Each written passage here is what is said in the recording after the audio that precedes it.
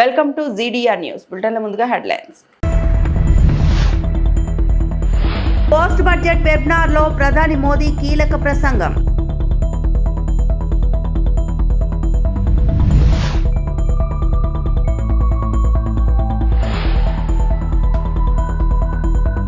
CM Chandrababu deputy CM Pawan Kalyan కీలక భేటీ.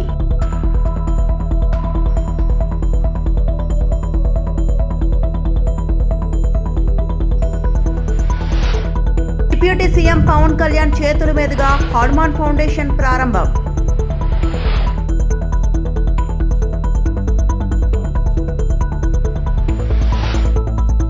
మాజీ మంత్రి హరీష్ రావు చేతుల మీదుగా ఎంబీబీఎస్ విద్యార్థులకు సహాయం.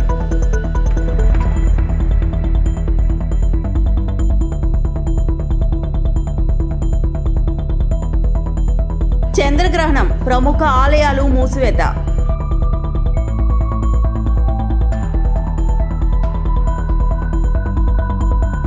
ప్రధానమంత్రి నరేంద్ర మోడీ మంగళవారం ఎంఎస్ఎంఈలు మరియు పరిశ్రమల నాయకులకు కీలక సూచనలు చేశారు. ఆర్థిక వృద్ధిని కొనసాగిస్తూ బలోపేతం చేయడం అనే అంశంపై నిర్వహించిన పోస్ట్ బడ్జెట్ వెబినార్ లో వీడియో కాన్ఫరెన్స్ ద్వారా ఆయన ప్రసంగించారు. భారత ఎగుమతి సామర్థ్యాన్ని పెంచేందుకు మరింత నిర్మించాలి, మరింత ఉత్పత్తి చేయాలి, మరింత అనుసంధానం చేయాలి అనే వ్యూహాన్ని అవలంబించాలని ప్రధాని పిలుపునిచ్చారు. ఇప్పుడు ఎక్కువగా ఎగుమతులు చేయాల్సిన అవసరం ఉందని పేర్కొన్నారు. దేశ ఆర్థిక వ్యవస్థకు తయారీ రంగం, లాజిస్టిక్స్ మరియు ఎంఎస్ఎంఈలు కీలక స్తంభాలుగా ఉన్నాయని తెలిపారు. ఈ రంగాలు పరస్పరం అనుసంధానమై ఉన్నాయని, బలమైన తయారీ రంగం కొత్త అవకాశాలను సృష్టిస్తుందని చెప్పారు. వెబినార్ లో పాల్గొన్న పరిశ్రమల ప్రతినిధులు ఇచ్చే సూచనలు దేశ ఆర్థికాభివృద్ధికి ముఖ్య పాత్ర పోషిస్తాయని ప్రధాని మోదీ పేర్కొన్నారు. बहुत आत्मविश्वास के साथ निवेश करना होगा, नई टेक्नोलॉजी अपनानी होगी और रिसर्च में जो कंजूसी करते हैं ना, वो जमाना चला गया. अब हमें रिसर्च में बड़ा इन्वेस्टमेंट करना होगा और ग्लोबल स्टैंडर्ड्स के अनुरूप क्वालिटी भी सुनिश्चित करनी होगी. और मैं बार बार कहता हूं कि अब हमें आगे बढ़ने के जब अवसर आए हैं तो हमारा एक ही मंत्र होना चाहिए, क्वालिटी क्वालिटी क्वालिटी. साथियों, भारत ने बहुत सारे देशों के साथ फ्री ट्रेड एग्रीमेंट किए हैं.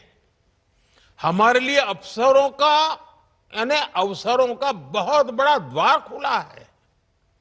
ऐसे में हमारी जिम्मेदारी है कि हम क्वालिटी पर कभी भी समझौता न करें. अगर किसी एक चीज पर सबसे ज्यादा ताकत, बुद्धि, शक्ति, समझ लगानी है तो हमें क्वालिटी पर बहुत ज्यादा जोर देना चाहिए. हमारे प्रोडक्ट्स की क्वालिटी, ग्लोबल स्टैंडर्ड इतना ही नहीं, उससे भी बेहतर हो. और इसके लिए हमें दूसरे देशों की जरूरतों को, वहां के लोगों की अपेक्षाओं को भी उसका अध्ययन करना पड़ेगा, रिसर्च करनी पड़ेगी, उसे समझना होगा. हमें दूसरे देशों के लोगों की पसंद और उनके कंफर्ट को स्टडी करना, ये सबसे बड़ी आवश्यकता है और रिसर्च करनी चाहिए. मान लीजिए कोई छोटा पुर्जा मांगता है.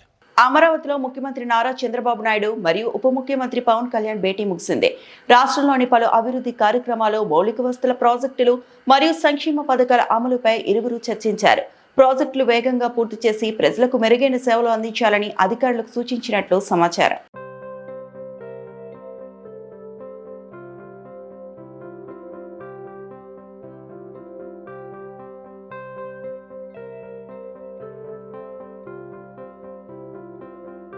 వన్యప్రాణుల సంరక్షణ కోసం ఏపీ ప్రభుత్వం హనుమాన్ ఫౌండేషన్ ప్రాజెక్టుకు శ్రీకారం చుట్టింది.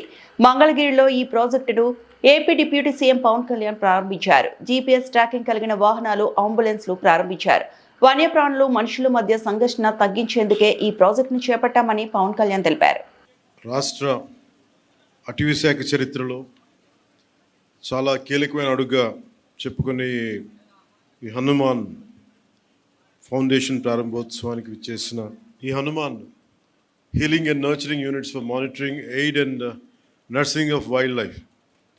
దీని ముఖ్య ఉద్దేశం మానవ వన్యప్రాణి సంఘర్షణని నివారించడం, తగ్గించడం కోసం రూపకల్పన చేసిన సమగ్ర సాంకేతిక శాస్త్రీయ కార్యక్రమం. ఈ ప్రాజెక్ట్ ద్వారా ముఖ్యంగా మన చిత్తూరు జిల్లా, పార్వతీపురం ఇలాంటి జిల్లాల్లో ఎక్కడైతే ఈ ఏనుగులు కానీ వన్యప్రాణులు కానీ ఊళ్ళలోకి వచ్చేసి పొలాల మీద పడి ప్రాణానికిను అలాగే వ్యవసాయానికి ఇబ్బంది కలిగించే పరిస్థితుల్లో వీటిని హ్యాండిల్ చేయాలనే దాని నుంచి పుట్టిందే ఈ హనుమాన్ కార్యక్రమం. ఈ ప్రాజెక్ట్ ద్వారా సరిహద్దు గ్రామాల ప్రజలకి రక్షణ, వారి జీవనోపాధికి భద్రత కల్పించడం, వన్యప్రాణుల సంరక్షణ చర్యలు మరింత కట్టుదిట్టంగా ముందుకు తీసుకెళ్తాం. వన్యప్రాణుల్ని సంరక్షిస్తూనే పంటలు, పశువులు, ప్రజల ప్రాణాలు, ఆస్తుల సంరక్షణ హనుమాన్ తాలూకు ప్రధాన కర్తవ్యం. ఏదైనా సంఘర్షణ చోటు చేసుకున్నప్పుడు వెంటనే స్పందించడం, వారికి కావాల్సిన ఉపశమన చర్యలు, పరిహారం చెల్లింపు వ్యవస్థల్ని హనుమాన్ ఫౌండేషన్ నిర్వహిస్తుంది. అలాగే పంచాయతీరాజ్, వ్యవసాయ, ఉద్యాన, రెవెన్యూ, పోలీస్ శాఖలతో పాటు ఇతర శాఖలతో సమన్వయం చేసుకుంటూ అటవీ శాఖ హనుమాన్ని ముందుకు తీసుకెళ్తాం. ఈరోజు ఈ హనుమాన్ ప్రాజెక్ట్ కోసం మొట్టమొదటిసారి రాష్ట్రంలో పూర్తి సాంకేతికతతో కూడిన అంటే GPS ట్రాకింగ్ ఇలాంటి సాంకేతికతతో కూడిన 100 వాహనాలని ప్రారంభించాం. దాంట్లో 93 rapid response and rescue team vehicles, 7 wildlife ambulances ఉన్నాయి. వీటికి అనుసంధానంగా విశాఖపట్నం, రాజమహేంద్రవరం, తిరుపతి, బైరిట్లలో 4 wildlife rescue and treatment సెంటర్స్ని ఏర్పాటు చేస్తూ ఉన్నాం. 19 ర్యాపిడ్ రెస్పాన్స్ టీమ్స్ సిద్ధంగా ఉన్నాయి. ప్రతి వాహనంలో అటవీ రేంజ్ ఆఫీసర్, జంతు వైద్య సిబ్బంది, ట్రైబల్ హెల్పర్స్, గిరిజన సహాయకులు, para veterinarians, trained and community based veterinarians, community based animal వర్కర్స్తో కూడిన పూర్తి స్థాయి వ్యవస్థ ఉంటుంది. గ్రామ స్థాయిలో వన్యజీవి రక్షక్ అని అటవీ శాఖ ఆధ్వర్యంలో తయారు చేస్తూ ఉన్నాం. వీరికి రెస్క్యూ కిట్లు అందిస్తూ ఉన్నాం. గ్రామ స్థాయిలో పాములు మరియు ఇతర జంతువుల నుండి ఎదురయ్యే సమస్యల్ని గ్రామ స్థాయిలోనే పరిష్కరించే విధంగా వారికి చంద్రగ్రహణం కారణంగా 10 గంటల పాటు శ్రీవారి ఆలయాన్ని మూసివేశారు. టీటీడీ నేటి సాయంత్రం 3:32 నుంచి 6:47 వరకు చంద్రగ్రహణం గడియలు ఉండడంతో నేటి ఉదయం 9 గంటలకు శ్రీవారి ఆలయాన్ని మూసివేశారు. టీటీడీ అధికారులు తిరిగి నేటి సాయంత్రం 7:30 సమయంలో ఆలయాన్ని తెరిచి పుణ్యవాహచానం ఆలయ శుద్ధి నిర్వహించిన అనంతరం మూలమూర్తులకు ప్రత్యేక కైంకర్యాలను నిర్వహించి నివేదనలు సమర్పించిన అనంతరం రాత్రి 8:30 నుంచి టీటీడీ భక్తులను దర్శనానికి అనుమతించనున్నారు.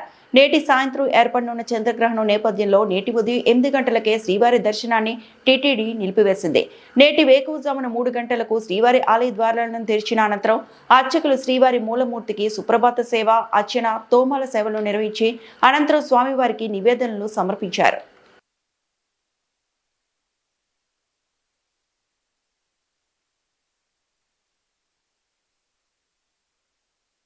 ఓం నమో వెంకటేశాయ.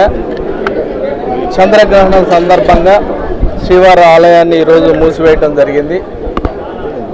8:30 గంటల నుంచి 9:00 మన మహాద్వారాన్ని క్లోజ్ చేయడం జరిగింది. మీ అందరికీ తెలుసు, దీనికి సంబంధించి ఇప్పటికే పూర్తి స్థాయిలో ఎలక్ట్రానిక్ ప్రింట్ మీడియా ద్వారా భక్తులందరికీ కూడా తెలియజేయడం జరిగింది. అలానే భక్తులు కూడా నిన్నటి నుంచి ఈరోజు మార్నింగ్ ఏ రకంగా అయితే 8 కల్లా అందరికీ దర్శనం చేయించాలనుకున్నామో అలానే 8 కల్లా అందరికీ కూడా దర్శనం చేయించి భక్తులందరూ కూడా పంపించడం జరిగింది. క్యూ లైన్లో కానీ అలానే కంపార్ట్మెంట్స్లో కానీ ఎక్కడ కూడా భక్తులు లేకుండా వాళ్ళకి ఆల్రెడీ దర్శనం చేసి పంపించడం జరిగింది. అలానే క్యూ లైన్లో కూడా సాయంత్రం దాకా తీసుకోకూడదు. అలానే సాయంత్రం 6:30 గంటలకు మళ్ళీ కూడా స్వామివారి ఆలయాన్ని ఓపెన్ చేయడం జరుగుతుంది. శుద్ధి, మిగతా కార్యక్రమాలు, రిలీజియస్ కార్యక్రమాలు పూర్తయిన తర్వాత దర్శనానికి ఓపెన్ చేయటం జరుగుతుందని ఈ సందర్భంగా తెలియజేస్తున్నాను. ఇందుకు సంబంధించి అన్నప్రసాదాలు, ఎంటీవీఎస్ని కూడా క్లోజ్ చేయడం జరిగింది. అలానే లడ్డూ కౌంటర్స్ కూడా క్లోజ్ చేయడం జరిగింది.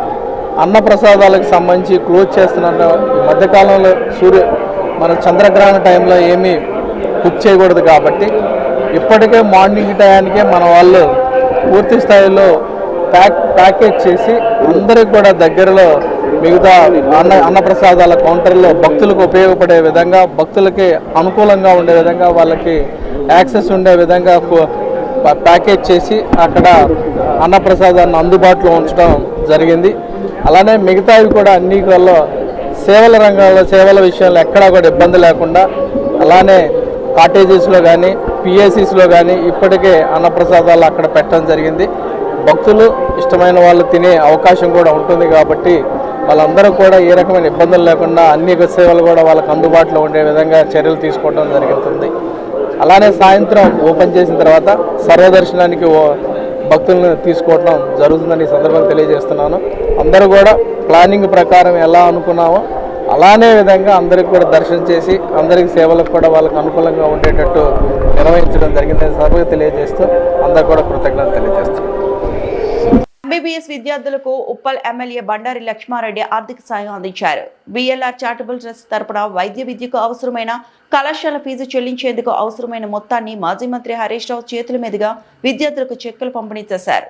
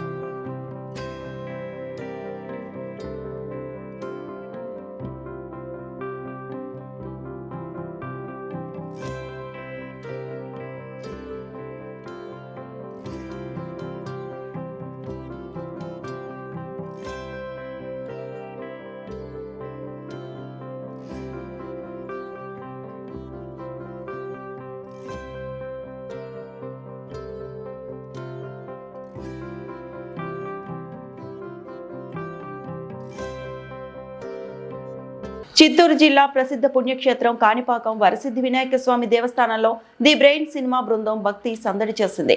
స్వయంభూ శ్రీ వరసిద్ధి వినాయక స్వామిని దర్శించుకున్న చిత్ర యూనిట్ కు ఆలయ అధికారులు ప్రత్యేక దర్శన ఏర్పాట్లు చేసి ఆశీర్వచనాలతో పాటు తీర్థ ప్రసాదాలు అందించారు.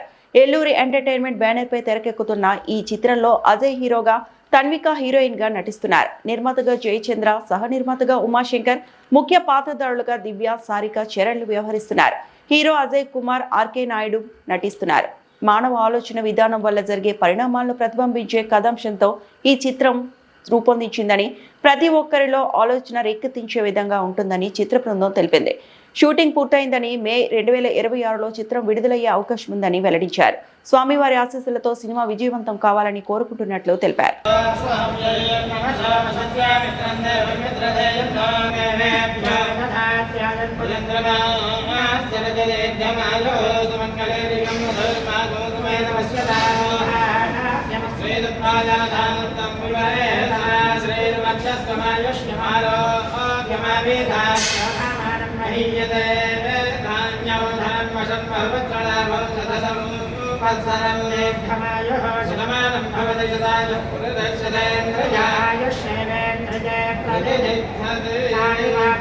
శ్రీనివాసాయ కామితార్థప్రదాయనే కైవల్యానందరూపాయ శ్రీ గణేశాయ మంగళం.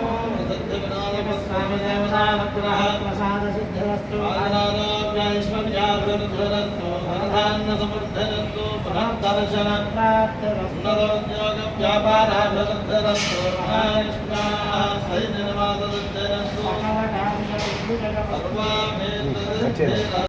నాకు నా ఫేవరెట్ హీరో అండ్ క్రష్ అంటే మహేష్ బాబు. సో నాకు ఒక ఆశ లైక్ విష్ ఉంది మహేష్ బాబుతోనూ లైక్ హీరోని ఎలాగా చేయాలి. సో చూద్దాం, టెంపుల్కి వచ్చేసాను, అది కూడా విష్ అడిగాను. తెలుగు అమ్మాయి, ఎందుకంటే Telugu my favourite language. Kannada అమ్మాయి, బట్ తెలుగు అంటే నాకు చాలా ఇష్టం. అందుకే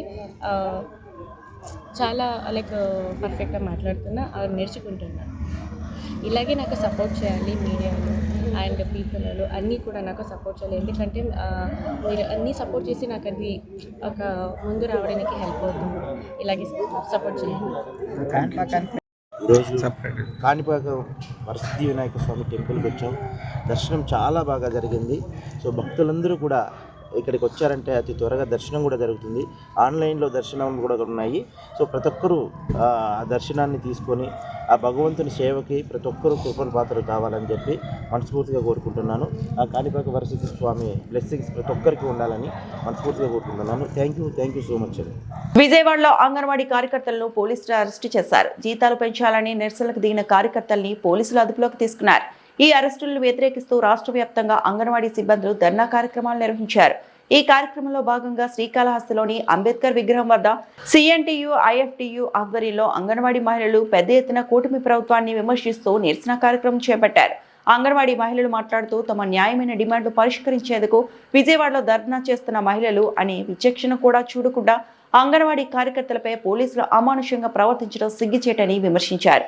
వందలాది మహిళలు అరెస్టు చేసి పోలీస్ స్టేషన్లు, కళ్యాణ మండపాల్లో నిర్బంధించడం అప్రజాస్వామిక చర్య అని అన్నారు. అంగన్వాడీ కార్యకర్తల న్యాయమైన కోరికలు పరిష్కరించాలని విజయవాడలో శాంతియుతంగా ధర్నా చేయడానికి వెళ్తుండగా ఎక్కడికక్కడ అరెస్టు చేయడాన్ని తీవ్రంగా ఖండించారు. ఏపీ సీఎం నారా చంద్రబాబు నాయుడు ప్రతిపక్షంలో ఉన్నప్పుడు తాము అధికారంలోకి వచ్చిన వెంటనే అంగన్వాడీ సిబ్బందుల వేతనాలు పెంచుతామని, ఇతర సమస్యలు పరిష్కరిస్తామని హామీ ఇచ్చారు. అధికారంలోకి వచ్చిన తర్వాత మాట తప్పి ఇంతవరకు తమ జీతాలు పెంచలేదని, న్యాయబద్ధమైన డిమాండ్లను నెరవేర్చలేదని తెలియజేశారు. విజయవాడలో ధర్నాకు అనుమతి కోరిన పోలీసులు నిర్బంధించడం పౌర హక్కులు కాలరాయటమేనని అన్నారు.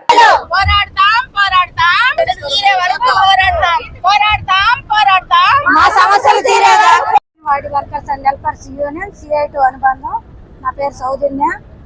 ఈరోజు గత ప్రభుత్వం 20 నెలలుగా గత ప్రభుత్వం వచ్చింది.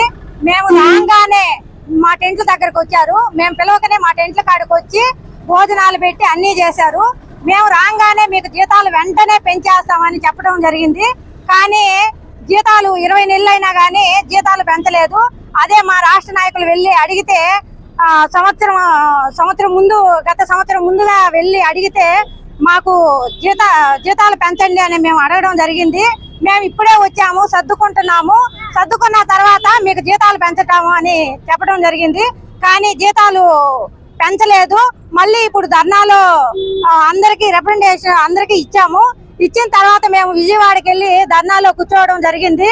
రాత్రికి రాత్రే వెళ్ళి మా టెంటులన్నీ పాడు చేసేయడము, కరెంటు తీసేయడము, అలాగే నీళ్లు లేకుండా బాత్రూమ్స్ అన్ని కొట్టేయడము, రాత్రికి రాత్రే పోలీసు వాళ్ళని పంపించి అరెస్ట్ చేయడము అవన్నీ చేశారు. మా నాయకుల్ని తిప్పుతా ఉన్నారు, బస్సులో వేసుకొని తిప్పుతా ఉన్నారంట. దగ్గర 200 కిలోమీటర్ల దూరం వచ్చేస్తున్నారంట. ఎక్కడ అరెస్ట్ చేస్తారో.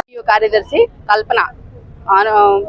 మేము గత ప్రభుత్వంలో మాకు 42 రోజుల సమ్మె జరిగినప్పుడు ప్రతి ఒక్కరు వచ్చి, ప్రతి ఒక్క నాయకుడు వచ్చి మేము అండగా నిలబడతాము, మీరు కోరిన ప్రతి ఒక్క కోరిక మేము నెరవేరుస్తాము, మీకు 26,000 జీతం మేము ఖచ్చితంగా మీకు అమలు చేస్తామని చెప్పి ఆ రోజు మా దగ్గర అబద్ధపు ప్రమాణాలు చేసిపోయారు.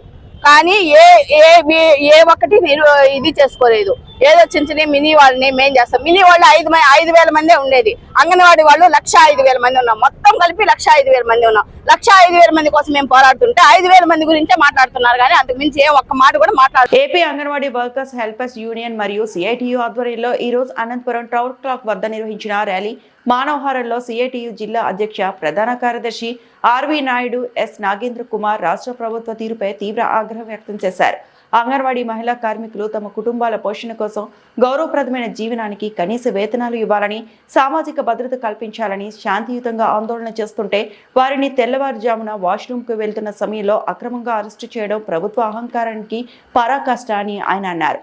అక్రమ అరెస్టులను అడ్డుకునే ప్రయత్నం చేసిన అంగన్వాడీ యూనియన్ రాష్ట్ర అధ్యక్షురాలు బేబీరాణి చెయ్యి విరగడం చాలా దురదృష్టకరం. ఇది కేవలం అరెస్టు కాదు, మహిళల గౌరవాన్ని అవమానపరచడం, ప్రజాస్వామ్యాన్ని అవహేళన చేయడమని మండిపడ్డారు. విజయవాడలో శాంతియుత ధర్నా చేస్తున్న అంగన్వాడీలపై ఉదయం 6 గంటలకు దాడి చేసి అరెస్టులు చేయడం ఏ విధంగా సమర్థనీయం? వేతనాలు పెంచమంటే అరెస్టులా? ఇచ్చిన హామీలు అమలు చేయమంటే కేసులా? ప్రశ్నిస్తే బెదిరింపులా? ఇదేనా ప్రజాస్వామ్య పాలన అని ఆయన ఘాటుగా ప్రశ్నించారు. అంగన్వాడీల న్యాయమైన కోరికలు తీర్చేంత వరకు ప్రభుత్వం ఎన్ని అడ్డంకులు సృష్టించినా, ఎన్ని కేసులు పెట్టినా, ఎన్ని అరెస్టులు చేసినా ఉద్యమం ఆగదని స్పష్టం చేశారు. నిర్బంధాలకు భయపడే ప్రసక్తే లేదని, అంగన్వాడీల గలాన్ని ఎవరూ అణచలేరని, వేతనం పెంచేంత వరకు ఉద్యమం ఆపే ప్రసక్తి లేదని ఘాటుగా హెచ్చరించారు. మా కడుపులో ఆకలి కోసము మేము రోడ్డు మీదకి రావాల్సి వచ్చింది. మేము రోడ్డు మీదకి రావాల్సిన కారణం ఎవరు? గవర్నమెంటే. మేము గతంలో 42 రోజులు ధర్నా చేస్తున్నప్పుడు ప్రతి టెంట్ దగ్గరికి వెళ్ళి సీఎం గారితో సహా టెంట్ దగ్గరికి వెళ్ళి మేము మా ప్రభుత్వం వస్తే మీకు న్యాయం చేస్తాము అని చెప్పినారు. అట్లా చెప్పిన వాళ్ళు ఈరోజు అసెంబ్లీలో కూర్చున్నారు. నా విషయం మాట్లాడాలంటే ఈ రోజు వేతనాలతో మమ్మల్ని అరెస్ట్ చేస్తారు. సిగ్గుల గవర్నమెంట్ కు తెల్లవారుజామున వచ్చే ఆడవాళ్ళను అరెస్ట్ చేయాలంటే తల వంచుకోవాల్సిన విషయం ఇది. తల వంచుకోవాలి, సిగ్గుపడి అసలు మన గవర్నమెంట్ అంటే సిగ్గుపడాల్సిన విషయము. ఎందుకంటే ఇప్పుడు ధరలు పెంచుతున్నారు. వంటన్ మహిళలన్నీ వాళ్ళకు పెన్షన్లు పెంచుతున్నారు. మహిళలకు ఫ్రీ బస్సులు, అన్ని మహిళలకు హాస్పిటల్లను అన్ని చేస్తున్నారు. అంగన్వాడీలు మహిళలు కాదా అని ప్రశ్నిస్తున్నాను నేను. మహిళలు కాదా? మహిళలకు ఎందుకు న్యాయం చేయలేకపోతున్నా? ఒక మాట ఇచ్చినానంటే ఆ మాట నిలబెట్టుకున్నప్పుడే మీరు హామీ ఇవ్వాలా. మేము గవర్నమెంట్ కి వచ్చిన మొదటి సంతకం మీకు వేతనాలు చేస్తామమ్మా, మీకు న్యాయం చేస్తాము, వేతనాలు పెంచుతామన్నారు. ఈ రోజు ఏమైంది? ప్రభుత్వం సీఎం గారు ఏం చేస్తున్నారు? అంగన్వాడీలు ఏం చేస్తున్నారని క్వశ్చన్ వేస్తున్నా నేను.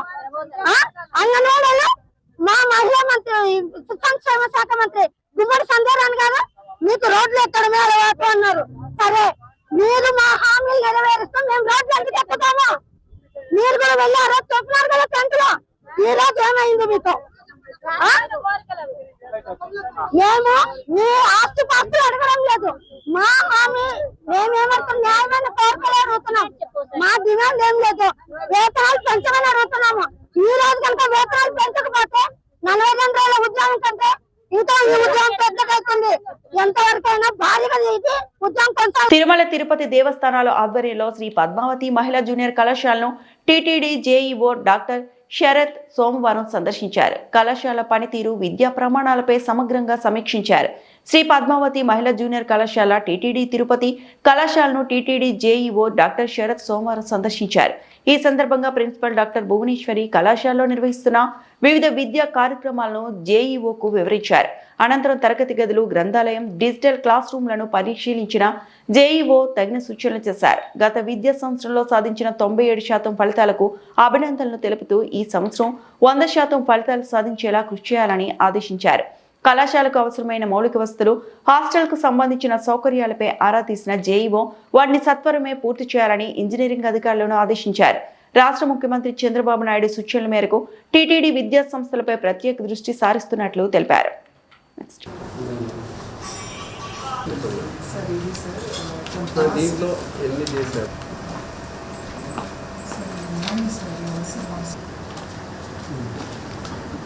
దీనికి సూపర్వైజ్ స్టడీ అవర్స్ కదా, ఈ మార్నింగ్ ఉండదా హాస్టల్?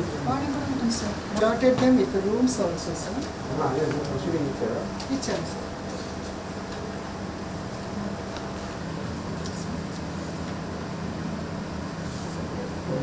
టీచర్ వర్సెస్ స్టూడెంట్స్, ఒక్కొక్కరికి ఈ సీరియల్ నెంబర్ స్టూడెంట్స్ ఒక్కొక్క క్లాస్ వరకు అలాట్ చేస్తాం సార్. ఇది actual classification. And later we will do this peer learning group, so with a team leader. So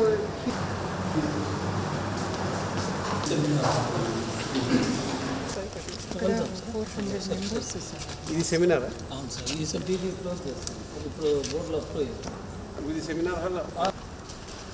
inter కాలేజ్ని ఈరోజు సందర్శన చేయడం జరిగింది. ఇక్కడ ఆల్మోస్ట్ 2000 మెంబర్స్ 2000 స్టూడెంట్స్ ఇక్కడ చదువుకుంటూ ఉన్నారు. ఇక్కడ ఏమి ఇష్యూస్ ఉన్నాయని చూడటం జరిగింది. బట్ చాలా బాగా 97% రిజల్ట్స్ వస్తూ ఉన్నాయి.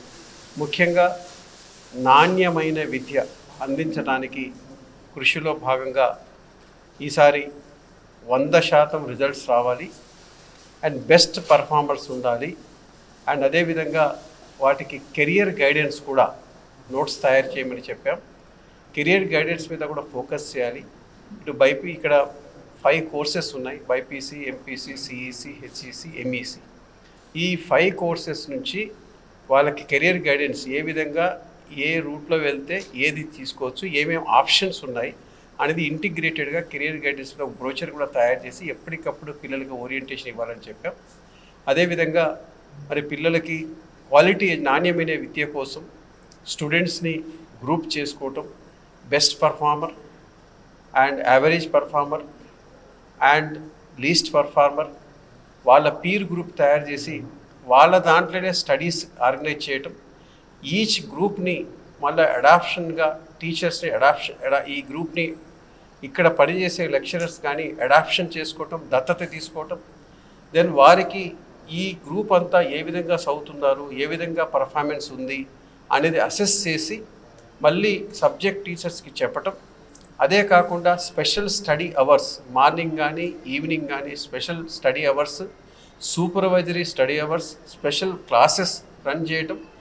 ఆ విధంగా చేయటం వలన మరి ఖచ్చితంగా ఈసారి రిజల్ట్స్ ఇంప్రూవ్మెంట్ చేయాలి అనుకున్నాం. 100% రిజల్ట్స్ రావాలి. అండ్ ప్రతి సబ్జెక్ట్ టీచర్ కూడా, సబ్జెక్ట్ లెక్చరర్ కూడా వాళ్ళ కమిట్మెంట్ తోటి వాళ్ళ క్లాస్లో వాళ్ళ సబ్జెక్ట్లో అసెస్ చేసుకుంటూ పరీక్ష రాసిన తర్వాత వాళ్ళ సబ్జెక్ట్లో పర్ఫార్మెన్స్ ఏ విధంగా చూసుకుంటూ డల్ స్టూడెంట్స్ కానీ యావరేజ్ స్టూడెంట్స్ కానీ సపరేట్ స్టడీ మెటీరియల్ తయారు చేసి వాళ్ళకి స్పెషల్ క్లాసెస్ తయారు చేసి పరీక్షలకు సమాయత్తం చేయాలని చెప్పడం జరిగింది. హైదరాబాద్ జిల్లా జూబ్లీహిల్స్ నియోజకవర్గం బోరబండలో ఘనంగా అమరవీరుల సంస్మరణ దినోత్సవం. ఈ కార్యక్రమానికి ముఖ్య అతిథిగా హాజరైన ఎంఆర్పీఎస్ యువసేన అధ్యక్షులు మంచాల యాదగిరి, హైదరాబాద్ అధ్యక్షులు భీం మాదిగ శంకరన్న, బాచుపల్లి యాదగిరి, మేడ్చల్ జిల్లా అధ్యక్షులు కోహిల్ రాజర్, పత్తిగౌడ్, శ్రీను, మల్లేష్ పాల్గొని అమరవీరులకు ఘనంగా నివాళులర్పించారు. మాదిగా అమరవీరులను ఇలా తలుచుకుంటూ అలా ఆత్మ పవిత్ర శాంతి కలగాలని అలా ఆత్మకు ఈరోజు మన బోరబండ చౌరస్తాలో, హైదరాబాద్ జిల్లా బోరబండ చౌరస్తాలో ఘనంగా నివాళులు అర్పించడం జరిగింది. అలాంటి మాదిగల ఎంతోమంది మాదిగలకే కాకుండా ఈ సమాజంలో బడుగు బలహీన వర్గాలకు సేవ చేసినటువంటి మన మాదిగ మృతవీరులకు మనము నివాళులు అర్పించడం జరిగింది. అలాంటి ప్రాణ త్యాగాలు చేసినటువంటి మన బిడ్డలను మనం స్మరించుకోవాలి. వాళ్ళ హక్కుల సాధన కోసమై వాళ్ళ ఏదైతే ఆశయం కోసం చనిపోయారో ఆ ఆశయం నెరవేరింది. అదేవిధంగా దళితుల మాదిగల ఏదైతే అభివృద్ధి కోసము మనం పాటుపడుతున్నామో ఆ అభివృద్ధి కోసం మన ప్రభుత్వం ద్వారా మాదిగలకు అన్ని విధాలుగా మనము ముందుకు పోయి ఆ అభివృద్ధి దిశగా ముందుకు పోవాలి. మన ఎంఆర్పిఎస్ ద్వారా ఏదైతే మనకు సంక్షేమ నిధులు కావచ్చు, ఎస్సీ కార్పొరేషన్ నిధులు కావచ్చు, మరి ప్రభుత్వం ఏదైతే రేవంత్ రెడ్డి గారు అంబేద్కర్ అభయస్కన్ స్కీమ్ కింద 12 లక్షలు ఏదైతే ఇస్తున్నారో అది కూడా మన రేవంత్ రెడ్డి గారు తక్షణమే ప్రకటించాలని చెప్పి కూడా మేము డిమాండ్ చేస్తా ఉన్నాము. ఈ వార్తలు ఇంతటితో సమాప్తం.